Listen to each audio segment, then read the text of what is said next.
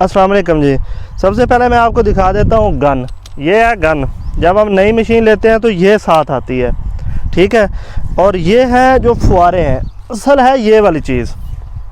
ये आपने इस्तेमाल नहीं करनी, ये उतार देनी है और इसके आगे आपने ये कस लेनी है। अभी हमारे पास 2 टैंकियाँ हैं, 2 बंदे भी हैं, तो हम यहाँ पे स्प्रे करेंगे और मैं आपको दिखाऊंगा कि ये बिल्कुल जो है ना स्प्रे जो है ना जहाँ पे हम करना चाह रहे हैं वहाँ पे नहीं होती गन से। ये गन असल में होती दरख्तों पर स्प्रे करने के लिए, बगात के लिए।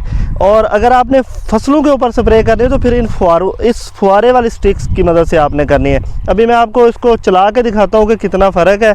तो अभी आ जाए फील्ड में और मैं आपको चलते हुए दिखाता हूँ। अब आप ये देखें, ये जिस बंदे के पास फुहारे लगे हुए, 3 फुहारे लगे हुए, देखें बिल्कुल ज़मीन तक और पौधे के नीचे पत्ते तने तक स्प्रे पड़ रही है और बड़ी बेहतरीन तरीके के साथ स्प्रे हो रही है। अब ये बंदा देखें जिसने गन लगाई हुई, खासकर हवा जब होती है तो जब ये दाएं बाएं मोड़ता है तो जिस साइड पे हवा होती है बहुत दूर तक स्प्रे चली जाती है, क्योंकि ये प्रेशर के साथ हो रही है। और दूसरा ये जो छोटी डोडियां होती हैं उनको भी ये नुकसान देती है गन, क्योंकि यहाँ पे इसका प्रेशर बहुत ज़्यादा बन जाता है। और अब अगर दूसरी साइड पे आप अगर फुहारे को देखेंगे तो फुहारा बिल्कुल वो ज़बरदस्त किस्म की फुहार बनाता है। प्रेशर के साथ इसकी बहुत बारीक फुहार है जो कि नीचे तक, इवन नीचे पत्ता क्या नीचे तने तक, जड़ तक जो है ना वो स्प्रे जा रही है। और इस तरह बिल्कुल नहीं जा रही। बाकी अगर आप करना चाहते हो तो आपकी मर्जी है। वैसे ये आइडियल बिल्कुल भी नहीं है। आइडियल तो ये मैं आपको समझाना चाह रहा था कि आप गन का इस्तेमाल ना करें, फुहारों वाली स्टिक लें और उससे आप स्प्रे करें। आपकी स्प्रे भी बेहतरीन होगी और रिजल्ट भी बहुत अच्छा आएगा।